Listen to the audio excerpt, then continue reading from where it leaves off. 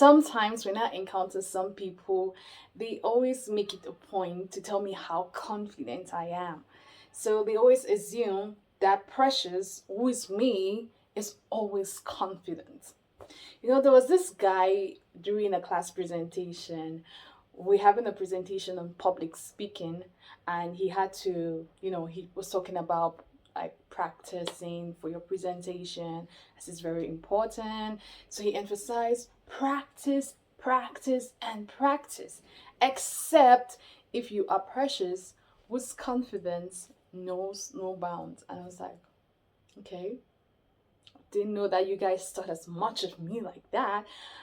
Well, according to most people, I don't panic, I'm not afraid, I'm just super duper hyper confident, which is kind of nice to get. But they don't know that it took time for me to reach such height of confidence. You get, when I began investing in myself some years ago, investing in myself with the habits I admired, then I started realizing that I started going in the direction I love to go.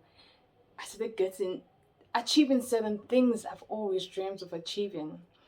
And I came to realize one thing about the human mind, that when people are capable of getting what they want, they put themselves in a state of less anxiety and more confidence.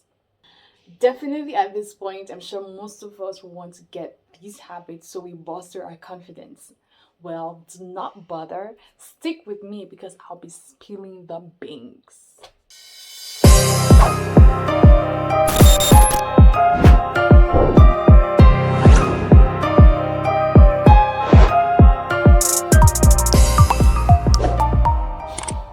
Hello, amazing people. Hello, beautiful people. Hope you all are doing impeccable.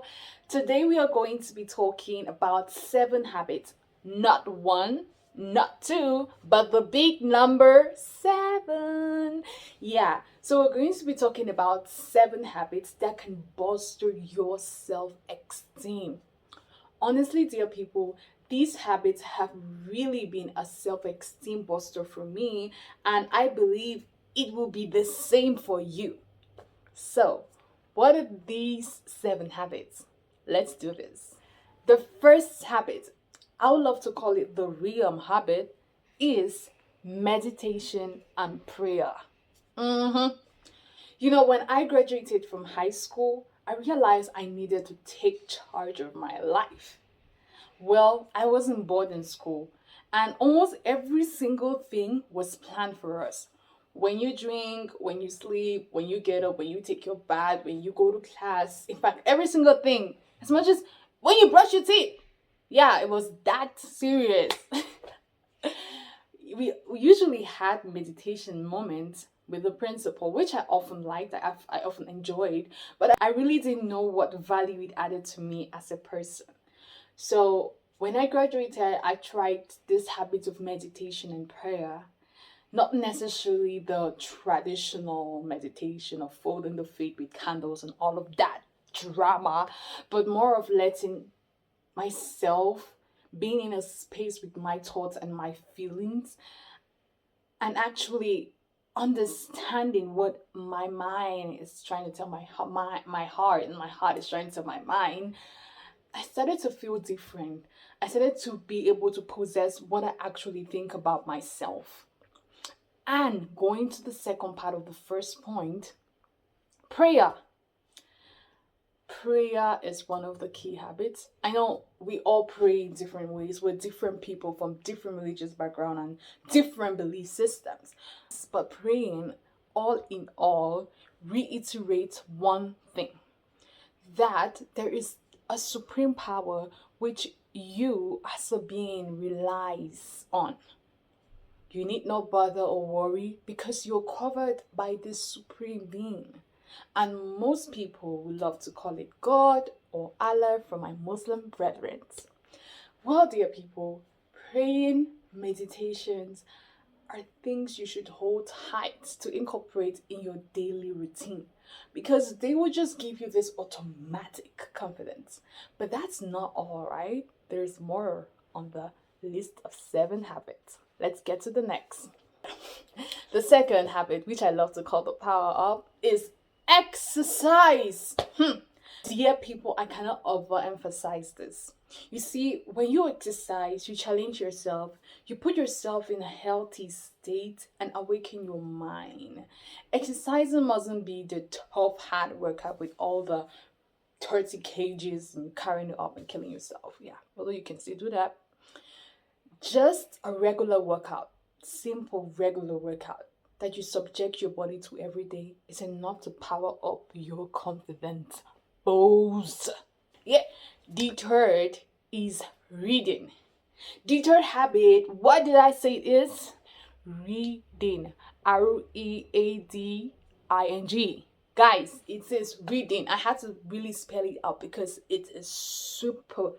If I get lost the mind, it's so important. This might sound like over dramatic, or I'm just using some kind of deductive reasoning right now, but most leaders are readers.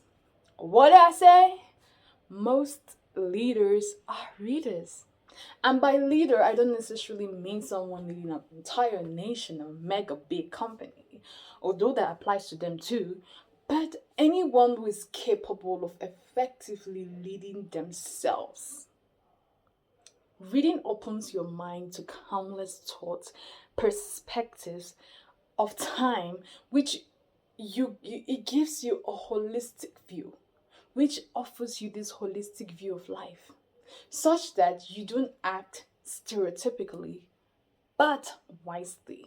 See, when I'm talking about this point, I feel so bad upon reflecting about the situation in most African countries where reading is far-fetched. Reading seems like some prison or something that you could give punishment to someone, because most of these young people, I want to be very specific with young people because we're the people to make the change.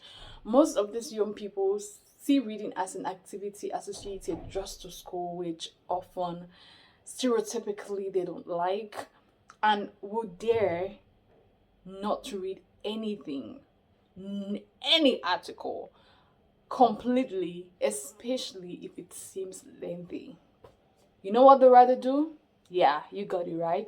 They rather spend hours scrolling. Oh my god. Yeah.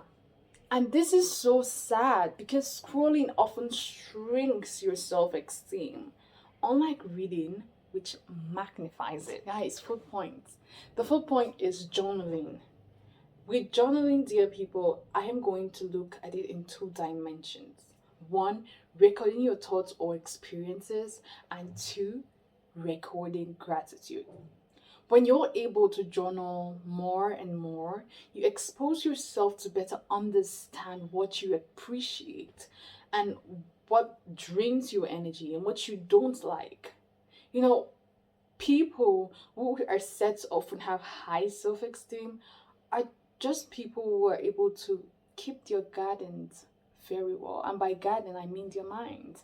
And journaling, dear people, dear impeccable friends, is one of the key ways to do that. Let's move to the aspect of gratitude, journaling. You see, being grateful is one aspect that even in Christianity, it's always said, like, the more grateful you are, the more will be added onto you. The more grateful for what you have, the more you will be blessed and the more you blossom. So gratitude offers you this sense of worthy or appreciation of how far you've gone, and shows you where you need to go or how far you can improve to go certain ways. Because sometimes life could get really hard that you don't even get to see any good thing. Like, you don't even get to realize that you're alive, seeing the sun. It's a blessing. So you just don't get to see anything. But if you're able to take such a moment to journal what you're grateful for, what is worthy of gratitude, then you get to open more doors to more gratitude, more blessings, and definitely more good things. Yeah.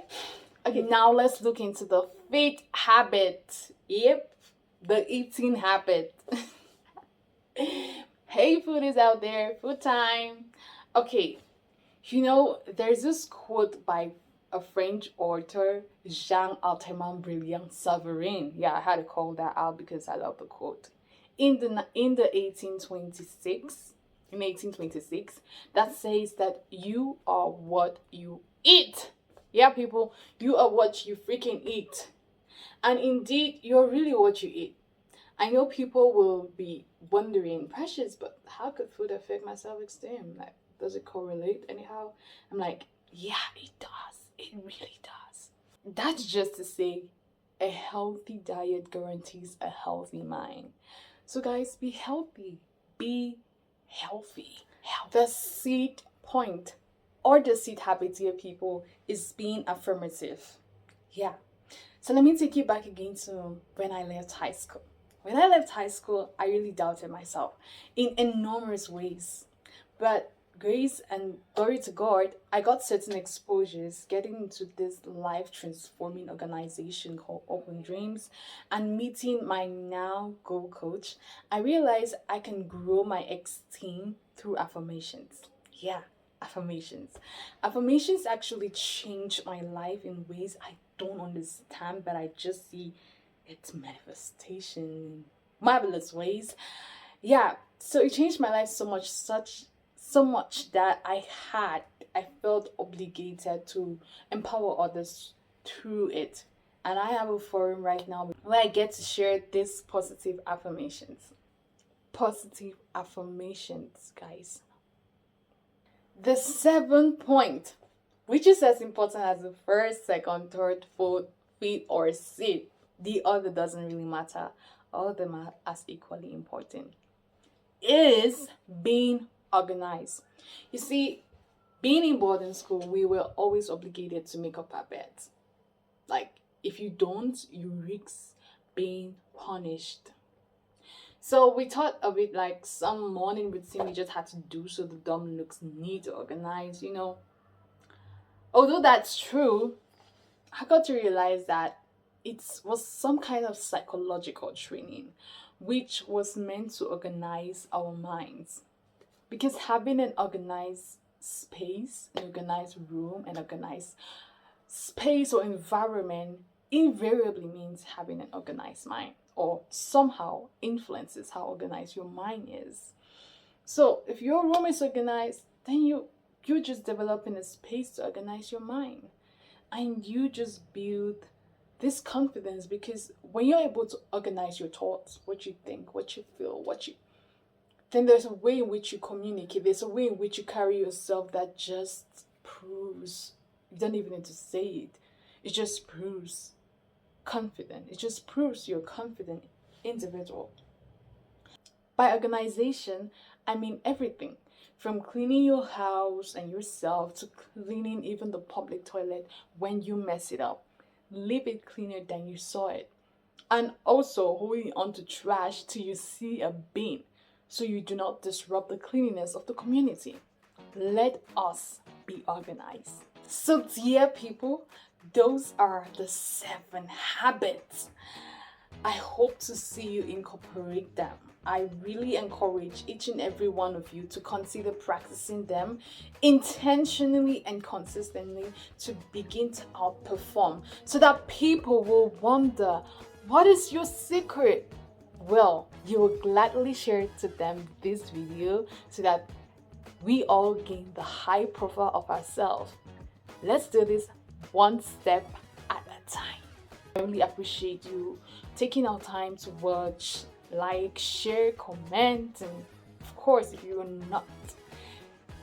not yet subscribed, please hit that subscribe button, join the community, and also leave a comment in the comment section so I know how these 7 habits work for you. If you want to know more about Get Impeccable, ensure to stick with us in all our social media accounts, Facebook, IG, and LinkedIn, and also on Twitter. We will be so happy to connect with you, and stay blessed.